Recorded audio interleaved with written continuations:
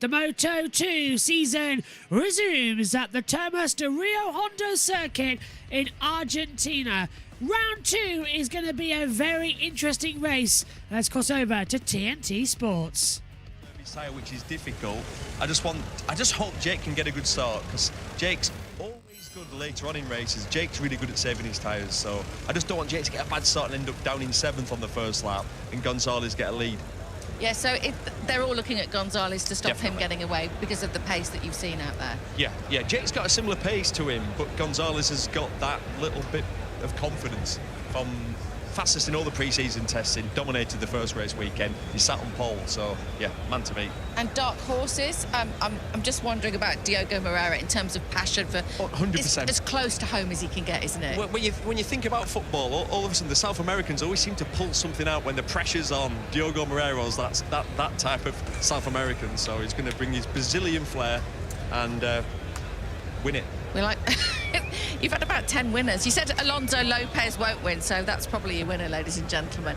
Anyway, as we mentioned earlier, Gavin is a little under the weather, so we're trying to save him for MotoGP. Fortunately, we've got Steve Day, though, who's keeping the seat warm, so he's going to be leading this one alongside Michael Laverty.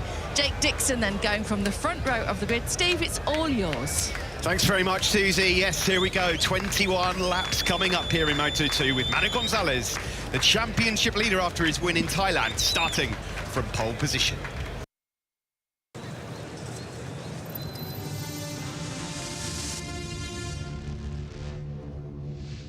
Moto2 will get underway here with Manuel Gonzalez on pole position and Jake Dixon second. Marcos Ramirez rounds out your front row of the grid.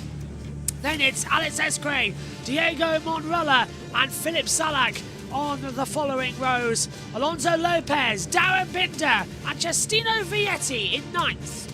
Aaron Canet is in 10th with Zonta van der Gerberg in 11th. 12th on the grid though, that goes to Tony Alberino. Mario Argi's 13th and Daniel Hologado 14th and Barry Boltus lines up 15th. 16th for Joe Roberts. Adrian Heitus is 17th with Albert Arenas in 18th. 19th for Dennis Onshu, 20th David Alonso, and Amul Sasaki is in 21st position. Senna Igas takes it in as well with 22nd from Izan Guevara and Ivan Ortola. Colin Vaya ahead of Jorge Navarro, Yuki Kuni and Oscar Gutierrez in the back. Well, Gavin Emmett taking this race off due to a losing voice. I sympathise. So Michael Laverty is alongside Steve Day. Let's check in with TNT. And unflustered when Nat was speaking to him on the grid as well. Yeah, he sounds calm heading into this weekend, fast in every session, able to deliver the one-lap time attack and put himself back on pole position, just besting Jake Dixon, who pretty much looked the fastest leading into qualifying. I think their race pace is very similar in terms of how they manage it. Everyone on the grid has gone for the soft option rear tyre here on the Pirelli SC0 compound that is available this year, which surprises me considering we had a bit of a mixed bag in Moto3 regards tyres. But yeah, I think how the Bosco Oscuro chassis manages the tyre versus how the Calyx does with Gonzalez versus Jake. I know we'll have other riders in the mix, but at the moment when you look at it on paper, it does look like a dogfight between those two potentially for the victory today. What we did see in Moto3, albeit very different, of course, Moto3 and Moto2, was that there was some good lap times on soft rubber right at the end of the race. Where's the tipping point, you think, here in this Moto2 race in terms of maybe grip starting to leave them? Yeah, I think they'll obviously work the tyre hard on the left side, and as the race progresses, a little bit more wheel spin. It will be up to the rider to control it a little. You did see that, as you mentioned, the latter laps, the soft option still was lapping for the likes of Furusato, sitting his best at the end with the soft rear. I think if you maintain it throughout, it will have the grip underneath you to fight for victory towards the end. But yeah, riders will have to be a little bit I want to say gentle with it in the early laps and just manage it over distance. And just quickly, Michael, turn 1 here can be treacherous on the opening lap. Yeah, quite clean in Moto3, but you have to be precise, and you do often see 3 abreast going in there. So yeah, getting through the turn 1 with no contact is critical here today. All set then for the start of Moto2 and the Argentine Grand Prix. and see if it will still be a straight run in towards that first corner. It's always a crutch point to keep an eye upon when those lights go out. Red flag at the front will be taken away. The green flag will fly eventually. And we'll hopefully have this race underway very shortly indeed. Moto2, eyes to the lights. Action in Thomas Rio Hondo. It's a good start coming through for Marcos Ramirez. Middle for Jake Dixon. Can the Brit lead into turn one? Yes, he can. Late on the brakes. Dixon leads into the first corner. Fantastic start. Gonzalez falls into second. His teammate Philip Salak for Jake Dixon moves up in 2 places into 4th place. Great start as they come through into turn 3 now for the first time. They're all just about getting through together. Oh, and off. No, Hertas has crashed, so I was wrong. We will not get through this first sector cleanly. Hertas is down. He'll pick the bike up. Can he get it restarted? He will not go a lap down. That might be critical as we head down towards turn number 4 for the first time. Dixon defending from Gonzalez nicely. At the inside then as well comes the 13 of Cestino Vietti trying to have the inside line, so not bad at all. Yellow flag still out though in that first sector. Hello to Plug, it says lights out in Moto2 as well. What a start it was as we come into it. Down the brakes in towards turn 6. Aaron Canet up 5 places, started 10th up into 5th position already. Alonso Lopez in 8th as well. Barry Boltus down into 19th, so there's still a bit to go. And Zonta van der Gerberg losing Barry Boltus down as well into 19th place. He hasn't crashed, but still that yellow flag is in that first sector. Hertas is okay, he's up, he's walking fine, and the bike just dipped on the side. So why is that yellow flag still out? It's Philip Salak on the inside line, gets ahead of Marcos Ramirez, almost clips the back of as well Gonzalez. And we go back to green flag running as the end of lap 1, start lap 2. Salak up to 3rd then. Boscuras 1 and 3, with Gonzalez very much now feeling like he is out of it on the Calex. Let's see what we're going to have then as this race goes on. Of course, it's Mark VDS, 1st and 3rd, the team name coming through. I'm really going to remember where that is. And it's the Dynavolt Intact GP with Gonzalez, the OF American Racing Team running as well in 4th. Onchu up to 22nd position already, so no jump starts and race control. Dixon feeling a little bit of pressure on the inside line. Here they come. Salak takes 2nd position away from Gonzalez in a sweet move. Gonzalez on the outside, can't do anything about it. It is Mark VDS 1-2 here in Argentina, and it's the Brit of Jake Dixon who is leading the way after such an impressive qualifying. And nearly drops it, does Gonzalez. Diego Monreales lost a little bit of places as well. We're right, we were riding with Marcos Ramirez, looking ahead to Manuel Gonzalez. Big grassy area at turn 2, dragged the bike across, but he rejoined the fight and will help Dixon. Absolutely, it's going to help him in this race. Just trying to work out where they were missing at the moment. Yeah, Adrian Hertas is out of this race at the moment. 5 battling in together as they rummage through the remainder of this lap. I want to see if I can press a button without it making much of an error. It does not. There we go. Fantastic. There you go, everybody. You can now see the grid progression as I can up here in the comms box. I was hoping pressing that button wouldn't make too much of a difference. In fact, it's tightened up the timing screen for you. So now, those of you at home, you can see exactly who's made the best start, like I can up here. Salak up 4 places as well. Gonzalez down 2, Ramirez down 1, Canet up 5, Izan Guevara up 11 places, Alex Esquay down 10, up to starting 4th. Bad start from him. Altola's up places as well though, up 7. Onchu's now closing back in. Binder's got the fastest lap at 1:42, 1:13 as things stand, so a better run there. Hologado in 9th, Arborino 10th, Monrello in 11th. As the TV pictures are, well, the tomographic glitching ever so slightly, which is not helping the eyesight to try and read the tower as they come in. So the field's settling down. Guevara 10th, Arborino 11th, Monrella in 12th. Back we come. And Salek's got a pressure from Gonzalez, who nerfs him once and nerfs him twice down at turn 6. Gonzalez retakes second position. Expected that this race would go all the way of Jake Dixon with 2 laps in, and it's his teammate Sarkis putting him under a little bit of pressure right now, but he's dropped back now and Gonzalez comes up. So Dixon now 4 tenths ahead at the front. And that was from Simon Patterson, of course. Friend and colleague. Ramirez. Oh, and Aaron Canet going a bit too deep, and that's going to force Marcos Ramirez wide. Is that going to leave him vulnerable to Darren Binder coming out of the last corner with Justina Vietti right there? Canet up to 4th place.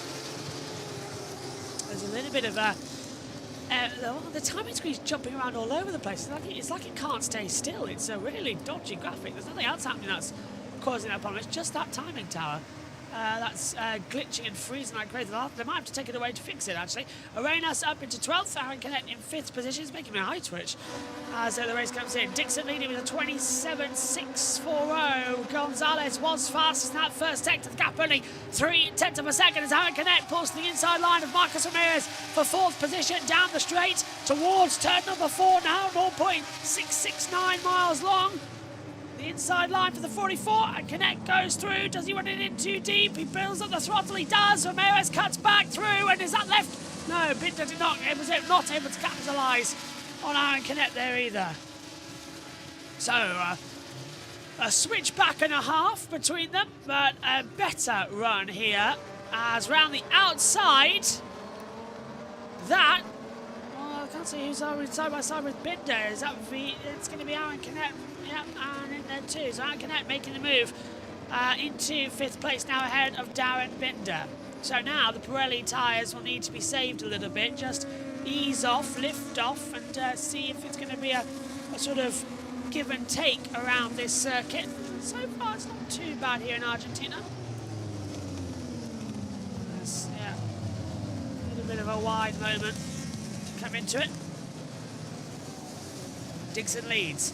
Fastest man on the circuit, 1:42.048. He is 4 tenths faster than Manuel Gonzalez at the moment, so much better push time for them now. Much liking this. Can Jake Dixon win again? His last victory was the British Grand Prix at Silverstone last year, and everybody went nuts. Very rare that we get a British winner in Moto2, so forgive us please if our patronage is a bit celebratory if Dixon can do it, because well, let's see, the Italians win it, the Spanish win it, the South Africans win it, the Brits never win. So when it happens, we are there. Motorcycling used to be our gambit. Now it's sadly a dying art. That's where our local hero on our team, Lizzie Whitmore, comes in with road racing. And the WCR Championship last year. As Monrella's losing places, says Sean. Yeah, Diego Monrella's down 13 places in this race. As you can see, Albert Arenas up now into 11th, there's up 7. I'm really happy with that timing screen now. I like that we can do that. We'll have that for Moto GP as well. The action will continue to fly in out of nowhere. My goodness me, the 14 coming out of absolutely nowhere of Tony Alberino, dive bombing Albert Arenas on the inside. Arenas twice having to check up mid-corner. And and he's gone too deep, Alberino. Arenas will get back through. That was a bit of a hot head move there from Tony. Dixon at 1:42.042. Monrella's into the pit lane. So Diego Monrella looks like he was out of the Moto2 Argentine Grand Prix. Alex S. Craig in 13th after starting in 4th. Dropped back throughout the field now. Give him time. He'll learn the racecraft. It's only round 2 of the season. And there is Diego Monrella. Sadly, it looks like day is done for him. There's something on a clutch, he's saying. Yeah, I don't think that looked handy there. Dixon in there as well with Gonzalez. Holgado up 5 places. Isaac Guevara into 10th. Barry Beltis now in 17th as well. Disappointing day for our second local hero of Diego Monrella. He's into the pit lane. That's from Simon Patterson. Yeah, not great at all for the locals here in Argentina. It's not ending badly, but well, it is actually ending very badly. Dixon again, just lap after lap improving out there. Half a second ahead now of Gonzalez. This is a track that suits him. Dixon does enjoy Termas. We've seen it before. And he's in a groove here in Argentina. There's Gonzalez, Salak, Ramirez, Canet, Binder, the top 6 Vietti in 7th. As that was, I think was that Ramirez making a bit of a mistake by the back? Yes, it was. Marcos Ramirez moves up the order now, as they're going to repair the timing screen, thankfully. Yeah, they're repairing the timing screen now up here. They've taken it away because they've spotted the error. So our timing screen now comes in even more handy. Dixon leads, Gonzalez, Ramirez, Salak, Canet, Binder, Vietti, as now as well. Just Salak having to defend hard from Aaron Canet. Meantime as well, the 24 of Marcos Ramirez holding back from Salak, who's got a great run on the run in towards turn 4 as well. A bit of a handheld wave as the TV pictures here lose graphics for Moto2. This is where we come in. Aaron Canet diving up the inside there. Philip Salak on the inside of turn 4. There's a bit of robbing. And again, he's gone through. And meantime, further behind as well, Darren Binder clears Justino Vietti. Monrella has rejoined the race as well. Right, the Logan 15 laps to go of the race. There we go. Some graphics are coming back in the Moto2 field now. They're not great, but I think they're just standardised. Now they're back, and they're fixed. Well done to Dorna. That was a quick and efficient fix. However, I think they should have a placeholder graphic. Adds up the inside. Oh, that's cheeky. The two teammates running in side by side as well. Tony Alberino and Izan Guevara with Alex Escray just behind. That's over 11th position at the moment. Top 2 much faster than the pack. Yep, Dixon are now pulling away. Dixon's a second clear of Gonzalez. Gonzalez is 2 seconds clear to Marcos Ramirez. So, again, just straight out away. Pulled that advantage, pulled that gap. It's what they needed to do. It's what they needed to find. It's what they've done. Ambient temperature as well. Now at 25 degrees Celsius. Lean angle at 56% as well. High down at 58 degrees for Canet. He's really throwing it in. Anything less than 65 and he's down on the deck, so it really is a cautious effect. Lap 8 of 21. Rain clouds in the air. There is predictions of rain later on, especially in the MotoGP race. We may have a flag to flag as Canet pulls to the inside line. He'll drag away and clears Marcos Ramirez, and onto the podium he goes. Dixon, Gonzalez, Canet, Ramirez, Salak. Dixon's last lap was a 1:41.639. He was 3/10 clear to Gonzalez, a 1:41.969. So 0.330 better on that last lap time around, and he's now pulled a full second to Manuel Gonzalez as well. Guevara up 11 places, says Sean. Warren says as well about that he was only made just about the top 2 are faster. You're right there, Warren. I need to get my glass on. We've nearly fixed the commentary box. We think we understand what's going on with the commentary box. We think we do. We have a charging cable only. We need a Thunderbolt cable to get our systems back up and running. So we're still in a sort of patchwork day up here. But it'll do, it'll do. Guevara up 11 places. Zonta's lost 10 places. Wow. Huge changes at the moment then. They don't know which way to go, do they, at the moment in this race? Lap 9 of 21 here. Dixon from Gonzalez, Canet, Ramirez, Salak, Vietti, Binder, Lopez, Arenas, and Hologado. He's got the top 10. And Hologado now ahead of Alberino as well, so that's swapped over. Our main pictures up here in the box. Arenas also at 9 places from where he started. It's now calmed down a little bit as Salak and Vietti nearly running in together again as well over 6th position. Salak dropping back, Vietti just having his advantage and trying to take his cake and eat it. It's an interesting Grand Prix, this, isn't it? Already for Moto2. It's providing us with the features of interest. Simon says Dixon stretching his lead out now to over a second, looking pretty comfortable. Thomas what's going to prove to be perhaps a little ironically quite friendly for British riders. Yeah, I wasn't going to mention it, Simon, but you're from you're from Derry, so you get a free pass, my friend. I don't think me and Maddie could say things like that with me being British, Maddie Australian. 10 of 21. Yeah, Dixon does win and the British national anthem reigns out around Argentina. I do not think that might be very popular. Especially as Argentina is well known. Certain factions still incredibly patriotic about a certain event that took place in the 1980s. As Dixon leads by 1.1 seconds to Gonzalez, Canet 3rd, Ramirez 4th, Salak in 5th. And are we going to see again a run-in from Vietti and Salak? They're in the slipstream, here we go. And that's unfortunately going to be Ramirez getting passed by Vietti. That inside line was much more powerful in towards turn number 4. The slipstream got him in perfectly. And he's now moved up as the field begins to cool down with their tyre strategies. Let's check in with TNT as well and head over to Steve.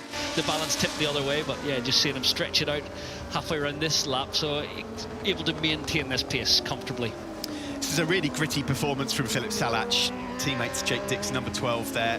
Early on in the weekend, he didn't really have the race rhythm, but he might just smell a podium here. Can he now reel in Canet at this stage? It looks like even on this lap alone, he's managed to pull in a couple of tenths. He really picked up his form, Salach, at the back end of last year after a really tough start to 2024. Then he had arm pump surgery as well, missed a round or two. Never quite delivered on what I think he and the team expected last year. The change from Kalex to Bosco-Oscuro has been a benefit to the Czech rider. They've adapted quickly, and yeah, he's found his form at the moment. A little bit wide there at turn 1, not costing him too much time, but good to see him fighting. As you remember, back in Gresini livery just 2 years ago, we've seen a lot of strong performances from Philip Salach. 11 laps gone, 11 laps to go. Dixon maintains that gap out from 1.2. In fact, he was a couple of tenths quicker than Gonzalez on that last lap. This is Canet in 3rd place. He was finishing 2nd in Thailand a couple of weeks ago, so he'd still be well in touch in the championship at this early stage. As Ramirez now challenges Philip Salach, but... Oh, contact and off! Oh, no! Salach out of the race, making contact on the inside line! Oh, and Salach off at 4, and, well... You can't really say it wasn't going to happen, but it was. It was always going to be a factor. Yellow flag out in the middle part then at turn 4. He's okay, but yeah, there we see. Let's take another look at it from the helicopter camera. So Salach comes in. He's on the outside line, does the switchback, then just doesn't... Yeah, we don't see that Marcos Ramirez is there. So Ramirez comes in, late on the brakes. He'll go straight on. Salach gets the cut back, and Ramirez doesn't know he's there. That's a 6 of one and half a dozen the other. Salach did nothing wrong, but he didn't. I don't think Ramirez knew he was there. That's a racing incident in my book. It was always going to happen though. Those dive bombs and switchbacks, you're blind into that part of the track as well because it's a flat camber. So as soon as you turn in, your eyes already focus further on the distance at the next apex. So your peripheral vision doesn't register the bikes alongside you. Marco just didn't see him. No, he did not. Ramirez then stays in 6th. Salach out of it. That is a racing incident in my book. Salach did nothing wrong, but he had to go for the switchback because otherwise it would have been contact. 'Cause the way Ramirez went straight on at turn 4, if the line was still taken from Salak, it would have been contact anyway. So he did the cutback, should have got away with it, but yeah, Marcus didn't see him there. Because Marcus expected him to be on the outside, and he wasn't. So he came back to the inside to defend it, and bang. Oh, it's just the way it happens, unfortunately, sometimes. But Dixon leading by 1.4 seconds to Gonzalez at the moment. Up into 9, hard on the brakes. But yeah, Manny Gonzalez is doing a good job here, just keeping Jake honest. They crossed the line last time around, 1.2. Yeah, as Simon says, it's similar to yesterday's crash with Binder and Morbidelli. Manny does seem strong in Sector 1 every time, so you get a little bit of a seesaw effect, the yo-yo with the actual gap between the two riders, and I think the team, Mark VDS, will be signalling Jake that it's ever increasing just 1/10 at a time. Earlier in the weekend, Neil was saying that Manny Gonzalez is referencing his riding style. He's smooth as silk. He's got a bit of Jorge Lorenzo about him, but you have to say that body language-wise, there's just been something about Jake this weekend that's looked different. He looks at one with the bike already. Yeah, which is so nice to see from the wet weather session on Friday morning. He was so comfortable with the bike moving and sliding, and he maintained that throughout the dry session on Friday afternoon, and it's so good to see someone at one with the machine. It was like he could predict exactly what was going to happen, and he was floating around the racetrack. See a replay here of Marcos Ramirez. Bodywork damage. After his incident with Philip Salat, a bit of front, fender has gone off there, as Vietti now challenges for third place on Canet and hold his line as well. In the meantime, Ramirez going back through on Darren Binder, so Vietti is now up into third place. Yeah, we did see this coming a little bit from Celestino Vietti in that he maintains a good rhythm, and perhaps Canet may struggle with his shoulder injury towards the latter laps of the race, but still a long way to go here, and lap times have maintained fairly consistently through the pack. The riders who will come away from Argentina a little bit disappointed further down the order. Arenas just hasn't really had anything for the top 10 all weekend. Isaac Guevara has dropped down to 14th. Sene just has never been here before, and really qualifying cost him yesterday. He's 50th. Then it's Onju, a bit of a surprise, I've got to say, down in 16th spot. Yeah, Onju's looked much better than his current 16th position throughout the weekend. He's jumped up and troubled the scorers at the head of the leaderboard, but poor start, not quite getting away where he wanted to be. I think he could have done a little bit more today, and obviously mired in the grid down in 19th for the poor qualifying in the end for Onju. So over the line, Jake Dixon it is, with a 2-second lead now over Manu Gonzalez. It's going to be about this time of the race. So we've got yellow flags in sector 1. Sector 4. Oh, hello. Oh, it's RG. Mario RG's crashed out. So that's why the yellow flags will come out for Mario RG. As we're riding now, yeah, it's crashed out. See, the slipstream just doesn't do anything when you've got the same tyre strategy. As Cecina Vietti holds off Aaron Canet with absolute ease. Coming through, rider okay, the timing screen says. Simon Patterson is so fast at typing. I know he's a journalist, but wow, he really is quick at typing. Alex Hesgrace now back into the top 10, and that is Philip Salak into the pit lane to retire from the event. Monrella also, did he come in? Yeah, he entered the pits and retired. Yeah, so Monrella's out of the race. So there are 2 retirements. Philip Salak, 3 retirements actually.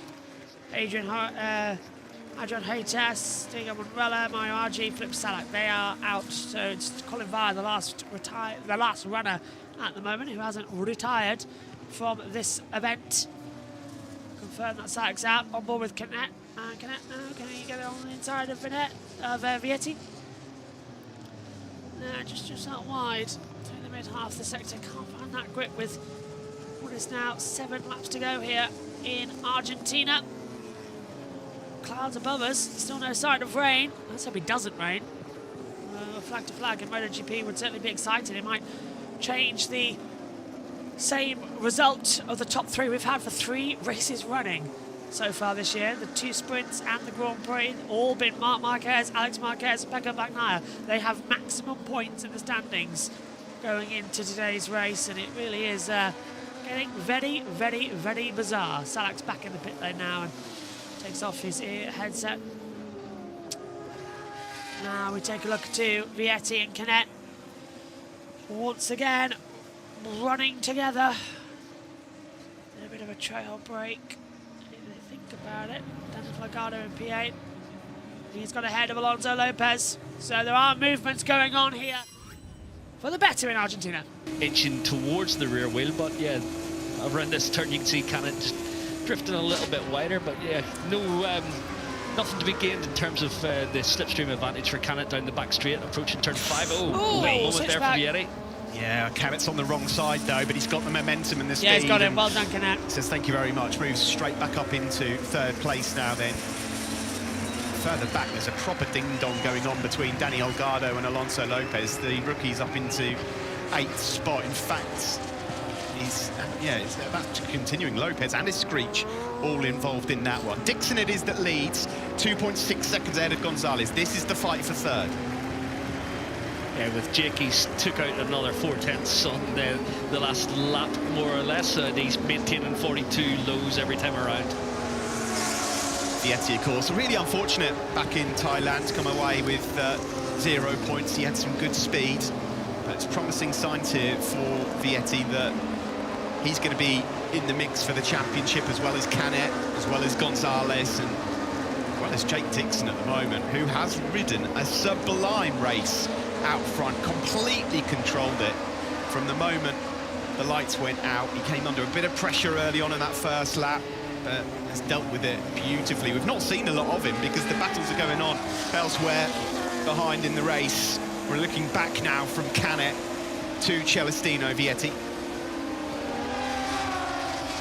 For Jake, he'll not be too disappointed. He hasn't had any TV time today, but such a commanding ride out front. And a little look behind there for Vietti.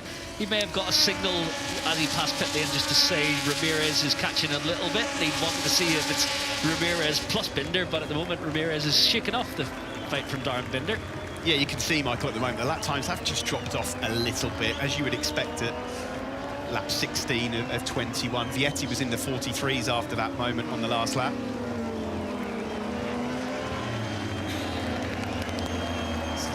No such issues for this man, though. No. Sorry, Jake Dixon. 3 seconds ahead. Up to 3 seconds advantage, more or less, on Manny Gonzalez at the moment. It's been absolutely stunning for Jake Dixon. He looks so in control. 5 to go. We go. Another 42 flat as well. This is a brilliant pace. Gonzalez now 3 seconds down on him in 2nd place. I think some time ago Gonzalez waved the white flag and said, you know what, I'll take the 2nd place. I'll still have the championship lead going into the next round. This is the battle for 7th further back. How good is this to see Alex the Screech, who's just had to sit up a bit and check to make sure he didn't make contact with Tony Arbolino, but it's Screech and Danny Holgado, the rookie, here in 9th and 10th. Yeah, fantastic stuff for the forward racing rider, Alex Eskridge. It's not the favourite chassis on the grid by any means, but we thought qualifying might have been a bit of a fluke. He's completely backing it up today, battling with the potential championship challenger in Tony Arbolino, and yeah, looked like he wanted to find a way through as he entered turn 1. And Canet for 3rd. And he's got the switch back. Over yet, as on the cut through there, on the cut back, Canet manages to go straight back through on them, and whilst they have a proper dust-up, despite missing a mudguard, Marcos Ramirez is looming. Vietti back into 3rd position on the inside line, down then. At turn 6, Canet gets run wide this time, Canet back through. And Vietti switches into 3rd. Like it. Hello, Joshua Smith. He says, good afternoon, Josh. Jake's doing brilliantly so far. You feeling tired after the F1 earlier? I had about an hour and a half nap. I'm feeling okay. Bit of a jaw ache. But yeah, not too bad, not too bad. Voice is giving up a little bit. Yeah, fingers crossed we're okay. We've got one more MotoGP, and then straight after, NASCAR. As you do. That's great in 8th place then as well. Tony Arbolino P9. Danny Holgado has P10 on these monitors as the racing continues on here. Dixon 3.130. So yeah, we'll be having the advantage. Or should I maybe say disadvantage as things stand. It's all fingers and thumbs right now out here in the orders of the championship running. They should be getting a little bit easier, a little bit better. 4 to go. Dixon has got this under control, and I think that Vietti as well. This is the battle for 3rd and 4th, so yeah, that's going to be the big one to keep our eyes on. Of the bodywork design, so it may upset a little bit in terms of the aero effect and cause a little bit more drag, but yeah, over the years we've removed our front fender to allow more air in around the radiator. It doesn't cause too much of an effect. Bit of a warning there for Canet, really pushing the front end, trying to squeeze everything out of this one. He won't be feeling all the bruises and battering he's taken at turn 11 right now. He's focused solely on trying to get this final podium position from Celestino Vietti around turn 11. So who's your money on here between these three? When you look at the moment, you say Canet's got, he's definitely got something left to fight with over the last 3 laps, but Vietti just seems to have settled it after a couple of little mistakes. I mean, at the moment, I have to say, I'm not going to put my money anywhere other than, I might even put it on Marcos Ramirez to pick up the pieces here, because Canet will definitely have a go. One thing I will say about Canet, though, what we have seen of late is a bit more maturity. He's at some point, he's got to be thinking, okay, what I can't afford to do is come away from Argentina without any points, because that's Canet of old. Yeah, indeed, and I can't help but point out Eskridge has just disposed of Tony Arbolino, and he's now chasing down Alonso Lopez for a top 7 position here. But yeah, fantastic stuff for the young Spanish rider on the forward machine. You look at the quality riders that are behind him in the race as well. Something has clicked here for Alexis Screech. Yeah, he's on the back now, isn't he? Down towards the braking zone. Absolutely brilliant. There is Darren Binder, number 15, and then Alonso Lopez, who's being hunted down by Alexis Screech, things you never thought you'd hear at round 2 of Moto2 World Championship in 2025. There's Danny Holgado, the rookie, number 27. I have to hold my hands up, Michael, and say that of all of the rookies making the step up from Moto3, I actually thought Holgado might struggle the most. Yeah, I guess when you go into a team and your teammate is David Alonso, you think that it's going to be him who is reaching all the headlines immediately, although Alonso's just had a steadier start to his Moto2 campaign. We've no doubt he will figure it out, but yeah, Holgado's been really impressive throughout the Thailand weekend and backing it up here again in Argentina. So this is the battle at the moment between Alonso Lopez, number 21 in 7th, and Alexis Screech in 8th, but out front, the reason you've not seen much of it is because he's in dreamland. He has just been unflappable, unstoppable. He hasn't put a foot wrong so far, and there's just 2 laps to go now for Jake Dixon, who is 3.7 seconds clear of Manu Gonzalez, a 29-year-old, one of the elder statesmen, you could say now, in the championship. He's matured so much, and we always say British riders tend to mature a little later into their careers. Last year was bitterly disappointing for him, but a big move to a big team. Serial winners are Elfmark VDS, but it has not taken him long to get used to this Boscoscuro chassis at all. And Manu Gonzalez, who was so dominant in Thailand, hasn't been able to lay a glove on him. No, Manu Gonzalez, everyone knew in Thailand he had a little something extra.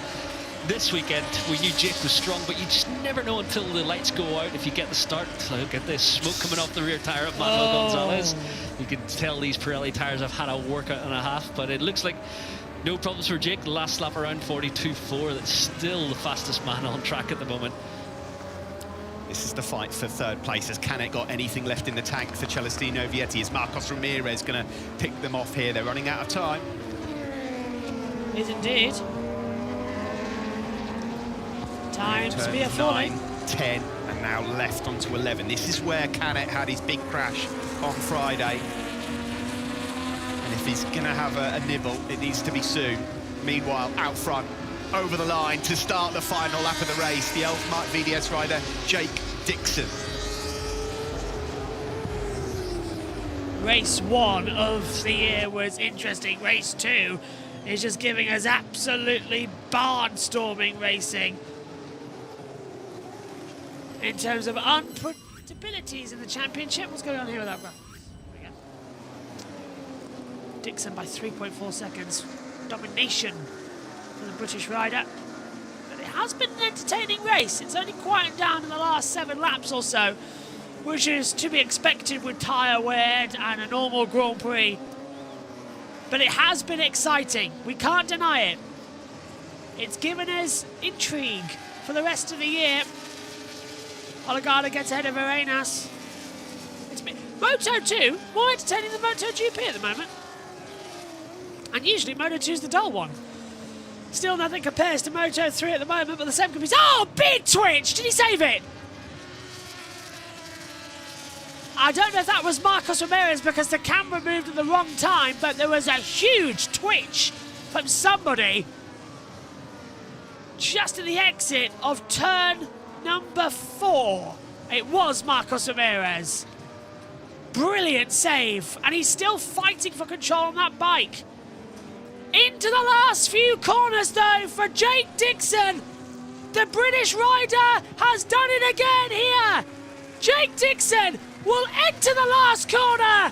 The 96 dominates out of the last corner. Jake Dixon for Great Britain wins the Argentine Grand Prix. Race 2 of the season goes the way of Mark VDS. Fantastic! A dream start for a new partnership between them. The checker flag from Augusto Bortolot, the MotoGP lucky fan. He's off the bike. And Jake Dixon kneels before and praises the Mark VDS bike.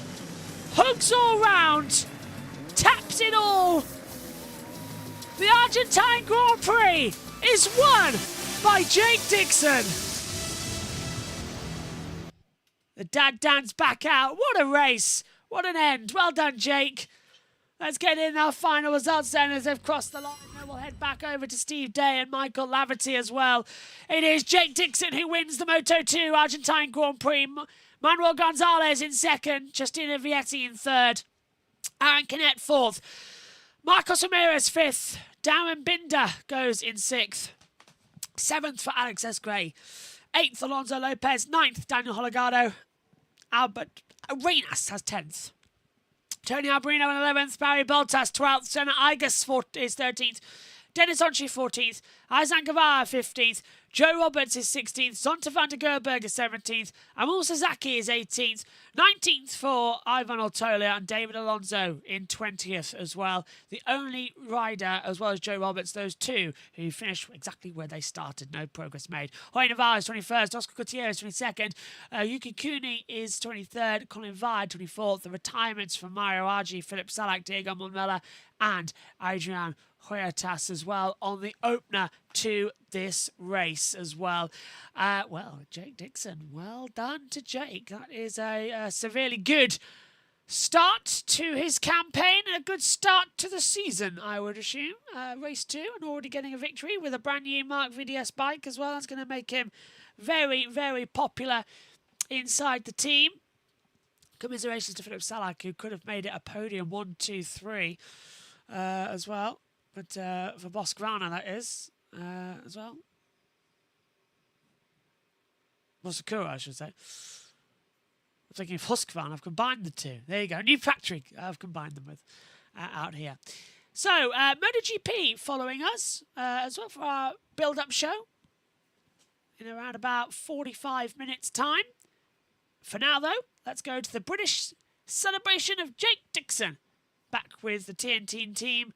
And we will go to Steve Day, who's filling in for Gavin Emmett. Welcome back to Argentina, where Jake Dixon has picked off his first win of 2025. He was playing it down. Fifth place will do, he said.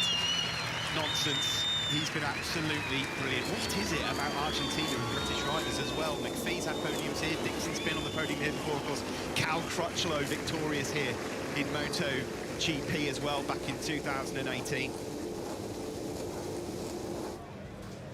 Yeah, Something about this racetrack suits the Brits for sure, but I just said to Neil off air there, that is probably we don't see it very often in Moto2 where someone demolishes the field as controlled. And you look back to Celestino Vietti in third, 10 seconds back on Jake Dixon. That was such a commanding performance today.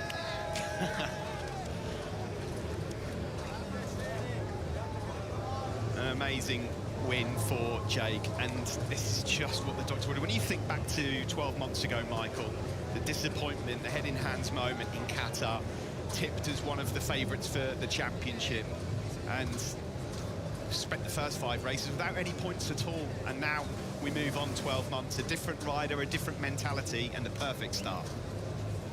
Yeah, just showing what the difference a year makes. Seeing a little bit of anguish on the face of Aaron Canet. We knew that today he was going to be fighting through the pain barrier. You called it. He is still focusing on the long game. It is all about the title race for Aaron Canet, and scoring 13 hard-fought points today could well benefit him a lot more later in the season than it feels it does today. Yeah, he's going to need the weekend off, though. There's no rest for the wicked in Austin coming up in a couple of weeks' time as well. The Mark VDS team didn't have a lot to smile about last year, but they are back to winning ways. They know how to do this. They did it with Sam. They've been world champions before, of course, as well. I can't think of a single moment over the course of that 21-lap race where he put a single foot wrong. No, not in the slightest. He just was watching his lap time, hitting his markers, and controlling his tyre that he could still lap faster than anyone, even in the last couple of laps. It was a dominant display. A cool ride from Manu Gonzalez. He was second place, and Celestino Vietti as well had to pick up some pieces during that race. He was unfortunate not to be part of the podium proceedings 2 weeks ago in Thailand, but he's back on the box now. Celestino Vietti back on the podium here in Argentina. Chile, you had to battle so hard for the podium from the third row of the grid, fighting off the likes of Aaron. How good does it feel to bounce back from Thailand? Yeah, super happy after last week. I think yesterday qualified don't help us to do the race that we can do, especially the first laps. I struggle a bit in the group. Then you stress a little bit too much the tire when you are inside of a lot of people. But anyway, Jake and Manu have something more. The only way to stay with them was really a perfect start. But anyway, we managed well the weekend, and I hope that now we can continue working and closing the gap. A great ride, well done. Thank you. Ciao. Took him some time to get going last year, but that will be a huge confidence booster for Vietti and for Luca Boscascora as well. Yeah, certainly should have been on the podium both times out, but for the incident with Senna Aegis, you could see he was mired in the pack. Not a fantastic start, and then, as you mentioned, without being right in the wheel tracks of Jake Dixon and Manuel Gonzalez from the start, it was always going to be a battle today, but best of the rest, and that's what he could pull out of it. 16 important points.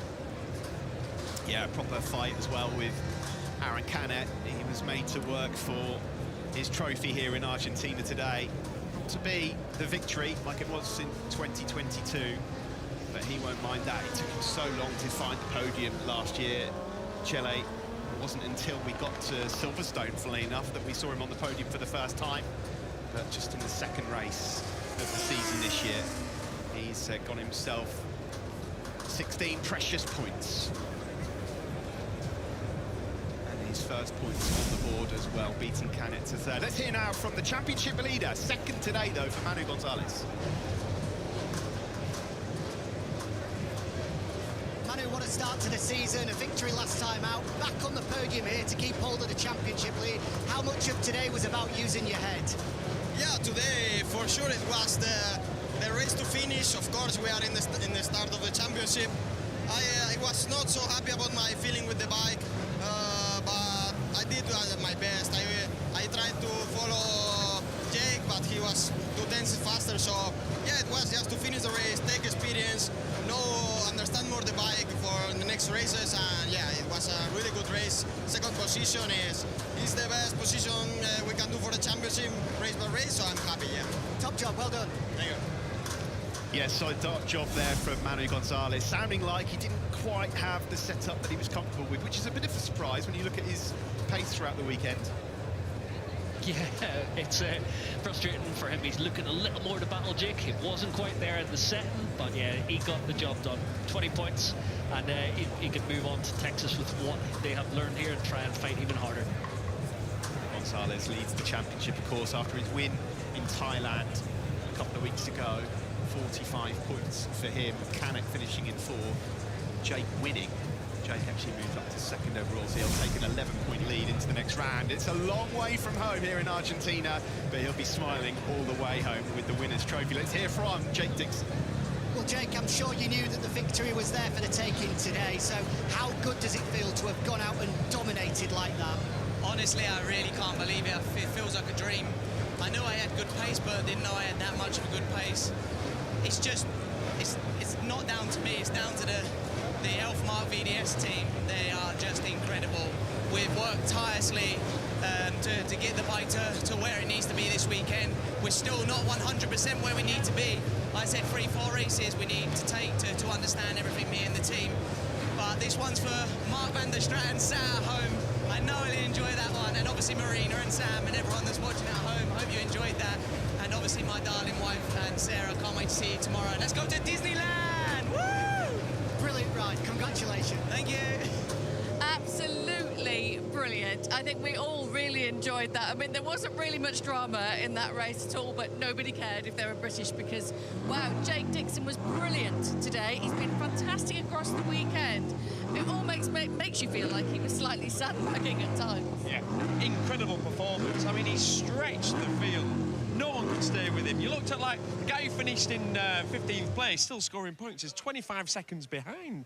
You know, nearly quarter of a lap. It's incredible. It's rare you see such a dominant performance in a class that is essentially they're all on the same bike. It was outstanding. I mean, to beat, you know, Manu Gonzalez, who's in absolute prime form by 3.5 seconds is astonishing, isn't it? It really is. Yeah, it's a huge margin of advantage, but he looked like it all weekend, as in when we saw him on the bike, how relaxed did he look? We've seen him socially at nights, he seemed relaxed, he seemed like it's Jake at his absolute best, and that is, for me, that's his best ever performance. That's even better than last year when he won the British Grand Prix.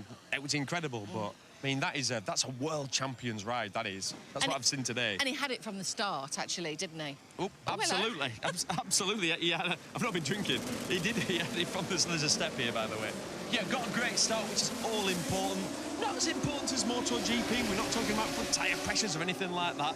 But I think he realised, obviously, his number one opponent was going to be Gonzalez, and he didn't want Gonzalez to, let's say, dictate the pace.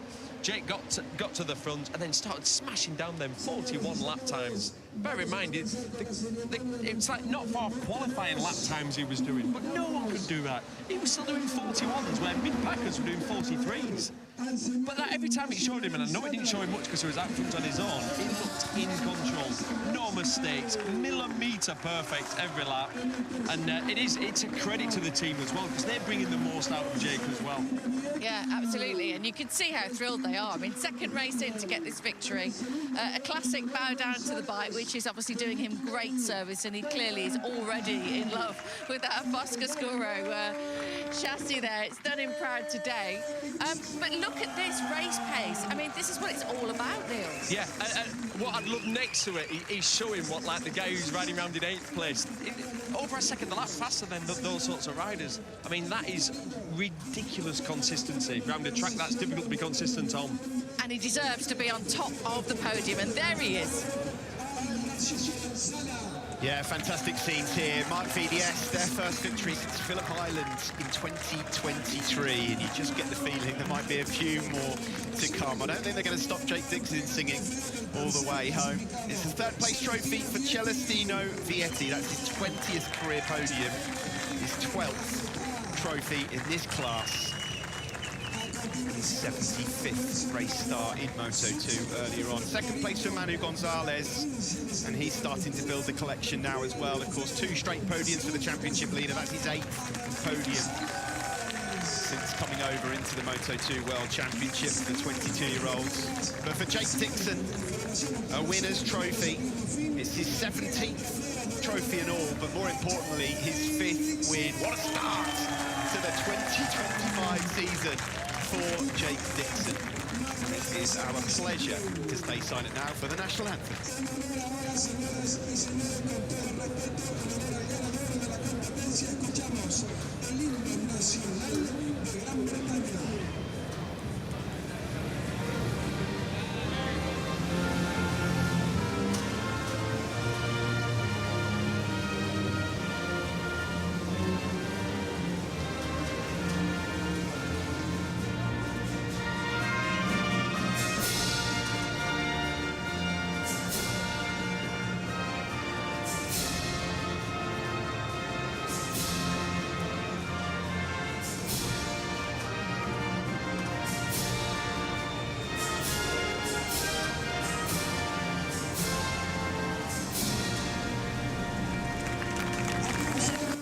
It's champagne time! What a race here at Thomas de Honda Moto2, dominated by Jake Dixon for Mark VDS as well. A British rider wins. What are we going to get?